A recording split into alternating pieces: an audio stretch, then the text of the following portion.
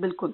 तो इस तरह से ये कवर्ड वॉर इसको कहा जा सकता है, हिडन वॉर्स, इस तरह की चीन समर्थित बहुत सारी कंपनीज हैं जो जिनके जरिए ये होती है, जिनके नाम सामने आए हैं। ऐसी कई कंपनियां हैं जो चीन समर्थित हैं और डेटा से जुड़ी हैं और हैकिंग कर रही हैं या मैलवेयर घुसा रही हैं, या बहुत सारे इस तरह के साइबर अटैक्स में रैंसमवेयर का भी इस्तेमाल होता है। रिफाइनरीज पर अटैक कर दिए जाते हैं दूसरे देशों में। इंटरनेशनली भी इस तरह के कई मामले रंजीत जी सामने आते हैं, जिसमें कि चाहे अमेरिका की बात की, चाहे आपने रशिया की बात करी, चाहे भारत की बात हो रही है, तो इस तरह के ऑर्गेनाइज्ड तरीके से इस तरह के क्राइम हो रहे हैं। और हो सकता है कि वो स्टेट स्पॉन्सर्ड भी हो ये साइबर अटैक। देखिए, अभी हाल के महीनों में जिस तरह से अमेरिका के प्रमुख उद्योगों पर साइबर हमले किए गए, उनका स्रोत रूस में देखा गया। पता चला कि रूस में ऐसे साइबर हैकर्स हैं, क्रिमिनल गैंग्स हैं जो साइबर हैकिंग करके दुश्मन जो हमलावर देश के सुरक्षा तंत्र पर, कंप्यूटर तंत्र पर घुसपैठ करके हमले करते हैं और उन्हें अस्त व्यस्त कर देते हैं, ब्लैकमेल करते हैं और फिर रैंसम की डिमांड करते हैं, मिलियंस ऑफ डॉलर्स की मांग करते हैं। ऐसा ही अभी हाल में देखने में आया है जब रूस के साइबर हैकर्स ने अमेरिका के ऑयल पाइपलाइन पर हमला किया, उनमें घुसपैठ की और उन्हें ठप कर दिया। मजबूरन अमेरिका की उस कंपनी को रैंसम अमाउंट देने पड़े रूस के हैकरों को।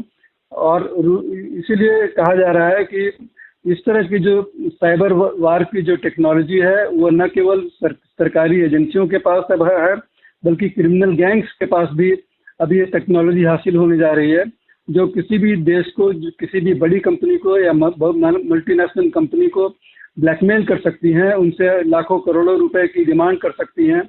और एक बड़ी चिंता की बात है कि न केवल क्रिमिनल गैंग्स बल्कि यदि आतंकवादी गिरोहों के पास भी इस तरह की तकनीक हासिल हो जाए तो ये सारी दुनिया के लिए भारी चिंता का विषय होगा।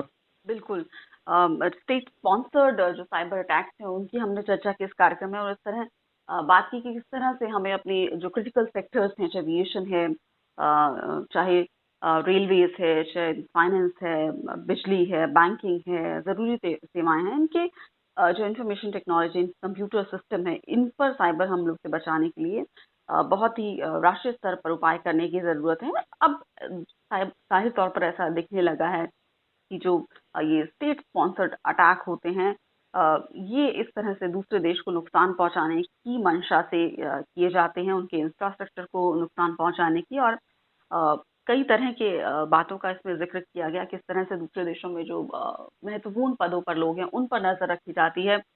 और कई जो कंपनीज हैं उनके नाम इसमें सामने आए हैं पिछले दिनों में, कि किस तरह से चाइना की से जुड़ी, चीन से जो की सरकार से समर्थित जो बहुत सी इंफॉर्मेशन टेक्नोलॉजी कंपनी है, डेटा इंफॉर्मेशन कंपनी है, वो किस तरह से इन साइबर अटैक्स के लिए जिम्मेदार उन्हें माना जा रहा है, उनके नाम सामने आ रहे हैं। तो और साथ ही ये एक चर्चा ये भी चल पड़ी है कि जो हम पावर सेक्टर में जो इक्विपमेंट्स इस्तेमाल करते हैं उनको भी उनकी खरीद चीन से की जाती है, तो उसको भी सप्लाई को भी रिव्यू करने की ज़रूरत है। कहीं ऐसा तो नहीं है, ये भी अंदेशा लगाया जा रहा है कि उसमें इन इक्विपमेंट्स में पहले से ही मैलवेयर डाल दिए जाते हो। तो कई पहलुओं पर इस समय सरकार काम कर रही है और जाहिर तौर पर जो एक्सपर्ट्स हैं उनकी इस पर नज़र है। तो बहुत बहुत शुक्रिया रंजीत जी, विस्तार से आपने इस विषय पर हमसे बातचीत की और इंटरनेशनल पर्सपेक्टिव हमें समझाया, और किस तरह से चीन किस तरह के साइबर हमले कर रहा है दूसरे देशों पर, उनको दबाने के लिए, उनको डराने के लिए, क्यों वो भारत को डराने की कोशिश करता है साइबर हमलों के जरिए। इस पर आपने विस्तार से हमें जानकारी दी, इसके लिए आपका बहुत बहुत शुक्रिया।